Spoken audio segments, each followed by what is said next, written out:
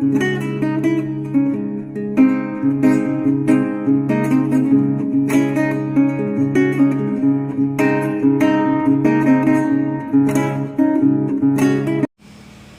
साथियों, स्वागत करता हूं आपके अपने YouTube चैनल में। तो आज हम पर्यायवाची शब्द कुछ आपके सामने रखने जा रहे हैं और इस पर हम पहले ही 3 वीडियोस बना चुके हैं। हालांकि वो वीडियोस के बाद हमने कुछ विराम ले लिया था, लेकिन पोस्टें बहुत जल्द आने वाली साथियों, तो तैयारी आराम कर दीजिए पर्यायवाची शब्दों के लिए भी। तो अपना शब्दकोश, पर्यायवाची शब्द, अनेकार्थी शब्द, अनेक शब्दों के लिए एक शब्द, मुहावरे और लोकोक्तियाँ वगैरह की वीडियोस भी हम लाने वाले हैं बहुत जल्द साथियों। तो शुरू करते हैं। आपका शब्दकोश जितना विशाल होगा, आप व्याकरण उतनी ही सरलता से हल कर पाएंगे। तो शुरू करते हैं साथियों। ऐश्वर्य।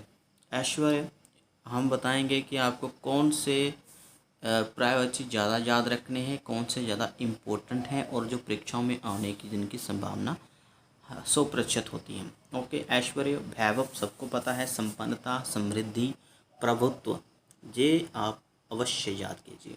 बाकी तो कॉमन नाम है, समृद्धि, संपन्नता, वैभव, ये भी याद रखने हैं, लेकिन प्रभुत्व ये आपने याद रखना। ठाट बाट ये कम ही आएगा, लेकिन प्रभुत्व तो आप अवश्य याद रखें। आगे साथियों, ओझल।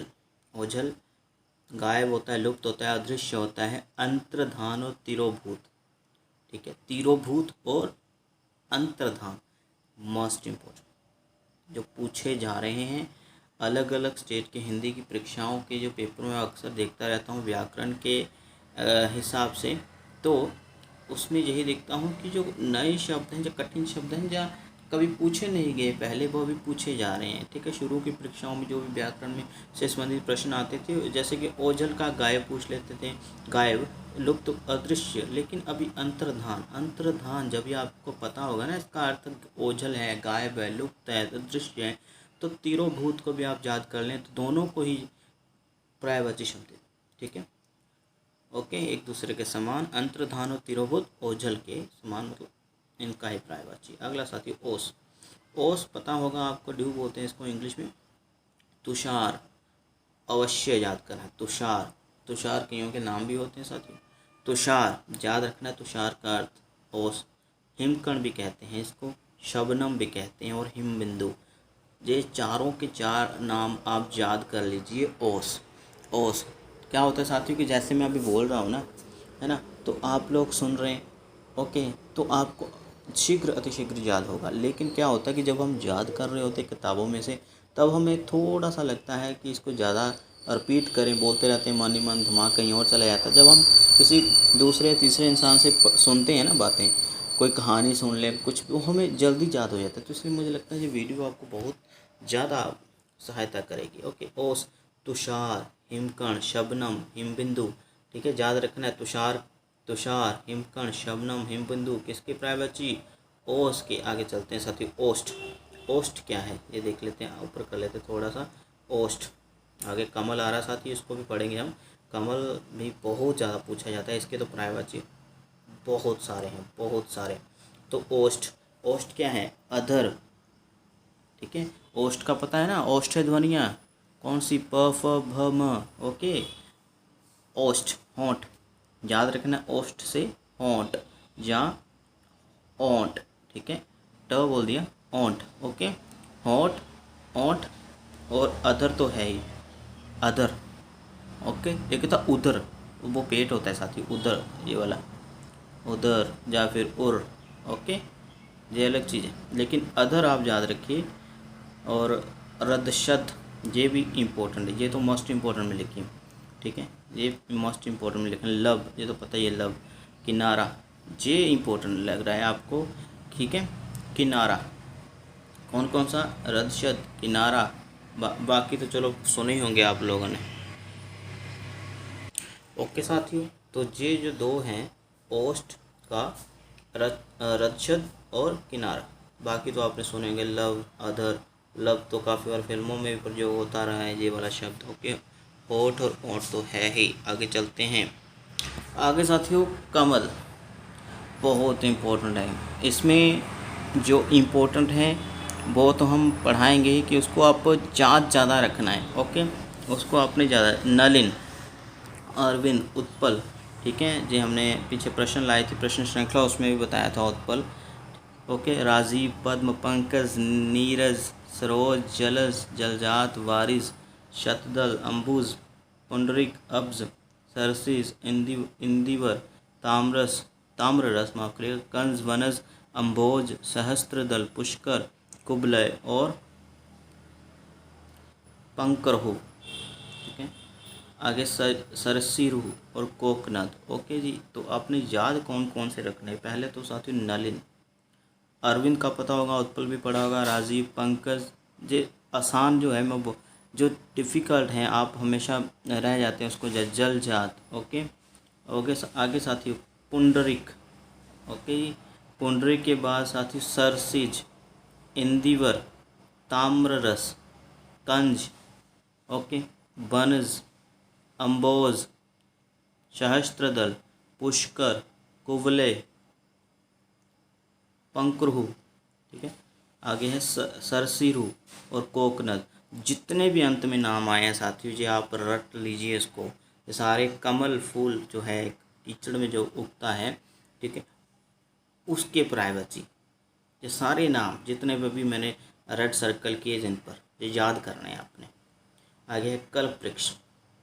कल्प वृक्ष जिसका बहुत ज़्यादा हम पढ़ते हैं, पारिजात रट गया है हमको, कल्पद्रुम भी रट गया, देव वृक्ष भी रट गया है। ओके, कल्पत्रु भी रट गया, देवदारू भी रट गया होगा, ठीक है। तो जो अभी आपने अवश्य याद कर लेने वो है सुरतरु, मंदार, ठीक है जी। ओके, मंदार। हमने पूछा भी था एक बार कि कौन सा कमल का प्रायवची नहीं, तो मंदार नहीं, ये कल्प वृक्ष का है, ठीक है। सुरतरु, मंदार, ओके, और सुरद्रुम, ये तीन थोड़े मुझे लगता है कि हमेशा विद्यार्थी जैसे शिक्षार्थी इससे थोड़े छूते रह जाते हैं। इसको आपने ज़्यादा याद रखना है, बाकी तो हम एक बार नज़र लगा लें तो अवश्य याद हो जाते हैं। ओके, अगला है साथी कबूतर। कपोत सुना होगा, हारित भी सुना होगा, परेवा इम्पोर्टेंट, ठीक है, और रक्तलोचन तो सुना ही होगा, और पारावात, ठीक है। ये दो आपने अवश्य याद रखने हैं। बाकी रक्तलोचन तो बहुत बार आप MCQs देते होंगे तो उसमें पता चल जाता है। हारित का भी, कपोत का भी, परेवा का भी, ठीक है। परेवा इम्पोर्टेंट है और पारावत ज़्यादा इम्पोर्टेंट है कबूतर का। ओके, अभी डिफ़िकल्ट पूछे जा रहे हैं परीक्षाओं में। आगे साथियों कर्ण। कर्ण, तो कर्ण जो है वैसे तो कानों को भी बोला जाता है, लेकिन कर्ण जो है वो एक महारथी कर्ण भी हुए हैं। 5 पांडवों में से, 5 पांडवों के भाई एक जो दुर्योधन की साइड से लड़े थे, जिसको सूतपुत्र भी कहा जाता, तो वो अंगराज, बहुत इंपॉर्टेंट, कर्ण का प्रायवाची, सूतपुत्र, सूर्यपुत्र, राधे, ठीक है, राधे, कौंते, कौंती पुत्र के कारण इनको कौंते भी कहा गया। तो ये चार माफ़ करिए, जो पांचों ही नाम आप याद करिए, पांचों ही, अंगराज, सूतपुत्र, सूर्यपुत्र, राधे, कौंतिम, ठीक है। आगे करुणा का देख लेते हैं साथियों। दया, प्रसाद, अनुग्रह याद रखना है। अनुग्रह हम ऐसे ही पढ़ लेते हैं कई बार, ओके, इसका वो उपसर्ग निकालने के लिए, लेकिन पता नहीं होता कि इसका दया होता है, इसका अर्थ करुणा होता है। आगे साथियों अनुकंपा, अनुग्रह, अनुकंपा, कृपा, मेहरबानी, ये तो पता ही है। अनुग्रह और अनुकंपा आप याद रखिए। प्रसाद भी याद रखना है। ओके, आगे साथियों है हमारे पास कलंक। आपने सुना होगा कलंक के बारे में, और इसके प्रायवाची भी आसानी है। देखिए, लांछन, दोष, दाग, दोहवत, तोहमत, दब्बा, कालिक पोतना, ठीक है, कालिक पोतना इकट्ठा है, तो आसान है इसको याद रखना। ये तो चलो इसके में नहीं बताएंगे हम, इसमें कौन सा डिफ़िकल्ट है और कौन सा परीक्षाओं में आने की संभावना रखता है। ओके, कमर। कमर आपने पढ़ा होगा अक्सर, कमर के लिए बहुत सारे शब्द कविताओं में, पंक्ति में, गानों के में भी मिलते हैं, ठीक। कटी, अगर आप राधा कृष्ण से संबंधित कविताएं पढ़ रहे हैं जो हमारे हिंदी के महान कवियों ने लिखी हैं, उसमें कटी शब्द अक्सर आ जाता है, तो कटी कमर के लिए प्रयोग होता है। आगे है श्रोणी, ये आपने अवश्य याद रख लेना है। लंक, ये भी याद रखिए, लेकिन पंजाबी में लक बोलते हैं कमर को, तो हाँ बिल्कुल लंक उसी के नज़दीक। और मध्यांग, क्योंकि शरीर के बिल्कुल मध्य में स्थित होता है, तो मध्य का अंग मतलब मध्यांग, ठीक है। श्रोणी और मध्यांग आपने अवश्य याद रखना। आ गया साथ ही कस्तूरी। कस्तूरी के बारे में आपने सुना ही होगा, ठीक है, एक सुगंधित पदार्थ होता है, महक आती है जिससे, ठीक है। और कबीर जी का दोहा आपने सुना ही होगा, ठीक है। आपने सुना होगा वो दोहा साथियों, कबीर जी का दोहा। वो क्या दोहा था साथियों कि कस्तूरी कुंडली बसे मृग ढूंढे बनमाही, ऐसे घट घट राम है दुनिया देखे नाहि। कि कस्तूरी नामक जो सुगंधित महक वाला पदार्थ है वो तो मृग की नाभि में होता है, लेकिन मृग हिरण जो है उसको वन में ढूंढता फिरता है। अर्थात कहने का तात्पर्य यही था कि ईश्वर तो हमारे घट घट में है, हमारे शरीर के दिल में है, हर आदमी के दिल में है, मन में है, शरीर में है, लेकिन इंसान भी उसको कभी तीर्थों में ढूंढता है, कभी पत्थरों में ढूंढता है, मतलब घट है ना, तो जगह जगह भटकता है। तो यही कहने का तात्पर्य था। लेकिन कस्तूरी का आपने समझ लेना है, मृग से समझना है। मृग नाभि आसान है, मृग मद आसान है, मदलता याद रखना है, आपने मदलता को ज़्यादा याद रखना है। आगे साथियों कवि जो पता होगा, रचनाकार भी हो सकता है, काव्यकार भी हो सकता है, लेकिन सृष्टा भी आपने याद रखना है। सृष्टा रचित करने वाला, और कल्पक, ठीक है। कल्पक क्या, कल्पक, ये इम्पोर्टेंट है।